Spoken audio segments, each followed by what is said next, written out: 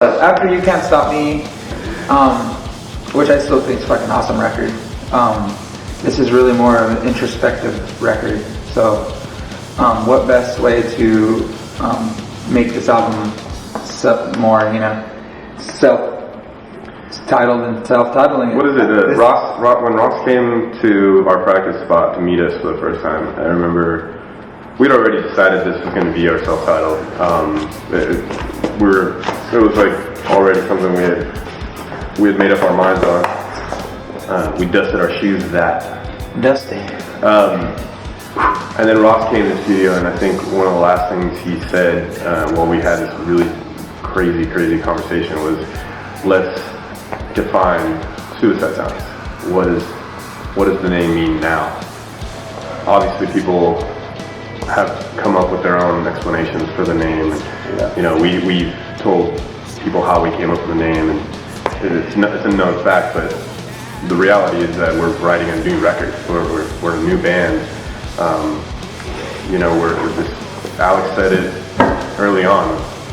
You Can't Stop Me was our last record with Mitch, and this record, my first record with the band. So yeah, it's time to redefine what the name is and what we sound like and what we are.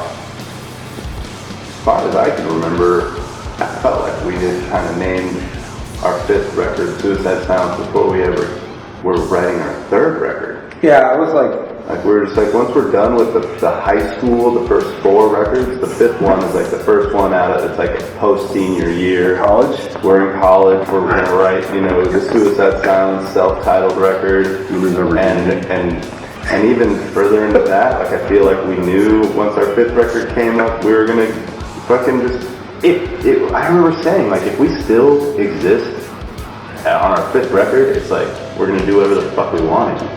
Be away from mom and dad, Yeah. Have our first beer. And it's the record is us being us as hard as we can. So we were us, we wrote it like us, like how we wanted to, and then we put ourselves on the cover because it's fucking us. And we put pictures of our hometown on the record because it's fucking us. It's where we come from. And it's one of our favorite musicians and like take pictures. Somebody we highly respect. We worked with one of our dream hero producers. I'm glad he's not in the room because he'd come over here and slap me in the face. I think he's hiding behind that. No, you didn't hear that. We got to record on the beach and put ourselves in a different place. Not in a hold-up little studio where there's nothing around. We got to treat ourselves to something completely different, and that's like I said, it's redefining who we are and dreaming big, thinking big, sounding big. It's the most us we could possibly be. The more, we could put ourselves naked inside, so you could really see us completely. I'm actually naked in one of the pictures. You have to really find it. It's very far in the back. You'll see us naked on the next one. We'll be even more of us. Randy totally told me to get naked and run through a field. Then he snapped a picture. You have to really look hard. he was naked. What part of album for Eddie naked? You can see my little fling of flung. I think that a lot of the things that happened while we were just going in, a lot of things that happened were kind of responses through our instruments. I literally think they were responses to everything that we've been through as a band and as musicians, and like that's where a lot of the themes come from too. Is just being involved in this whole being a career musician or whatever the fuck, dude. It's like it turns you into something strange, and your inspiration, the things that you are channeling through you, they become, like it or not, influenced by the very career you're in. So like we're career musicians at this point. some of the things that came through us are responses to the fact that that's kind of a joke. It's kind of like it's hard to be the guy or the guys in a group that are putting out a piece of art or a record or whatever that is going to be heard by a bunch of people, and then a bunch of people are even anticipating it before you even started writing it. Yeah. So it's like you have to, you have expectations, you have standards and all this shit, and like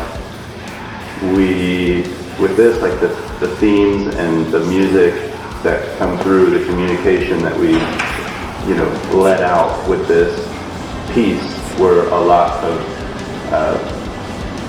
they were responses from within to the fact that what we're involved in is a fucking paradigm of shit. Well, I mean, to add to what you're saying, it's like you can't write a record because you're supposed to put out art. Like, it's so ridiculous, and it's always been a ridiculous concept to me. That's why, essentially, I think that's why we all chose to play heavy metal, because we didn't feel like heavy metal was, for lack of better words, was writing music for the sake of being an industry or for the sake of being a money-making machine, Like, I think all of us just wanted to be in a band that was heard by a lot of people, and we wanted to write music because we love music so much. And it's like, you being in a band for so long, touring, you without knowing it, you kind of build this shell around yourself of like, oh, well, I need to do this for money, and I need to do this because if I don't tour tomorrow, my band's not going to be as popular, and I need to service this machine, and then you just become another band in some machine of other bands that were originally starting to be a garage band to get away from any kind of machine, to be different. The lyric that kind of stands out the most to me is, somehow it's safe to fail, somehow it's so safe to fail. Because nobody sets out to just write a music. Everyone wants to write the perfect record, make the perfect noise, and then they wonder why there's not thousands of people that come to your shows anymore. It's because you're trying too hard. I mean, we're not here to try anymore. Getting away from that was the challenge. Getting away from that, it's so weird to say that that's the fact, because all of us started out not caring and doing what our heart told us to do. So, and that's scary to like stand alone, because you guys don't see it, but behind the scenes, that this is all bands talk about. Like, they have to put out records, or they tour too much, and they do it with their arms crossed and their hands in their pockets, and everyone's all talk, but no one does it. And like, they just put out art just for the sake of putting out art, and the quality of music is going down because their foundation and motives are so flawed and so not what music was meant to be. So that's why we're on the cover. yeah. And art in general, I think, when you get art from someone, you're not getting art, like you're not getting a piece of art, you're getting a piece of themselves. So art is only art because the artist decided to take, like a snake shed skin, he decided to take a piece of himself off and put it down, and therefore that is the art. And this album is pretty much the same thing that we're doing.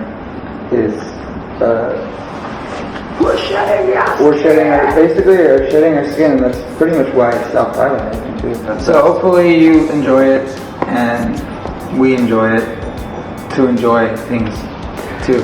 Well, I'm really glad that you're really glad. You're really glad, and he's really glad that she's really glad. So thank you for watching us ramble about stuff. This is all of us right here. Stay tuned. Coming up next is Thanks for tuning in, and coming up next. Don't risk it for the biscuit. Don't risk it for the biscuit. Don't risk Music is it business. for the biscuit, yeah. if you let it be. 360. 360. I'm out. Roll credits. 7 again, boxing the opponent.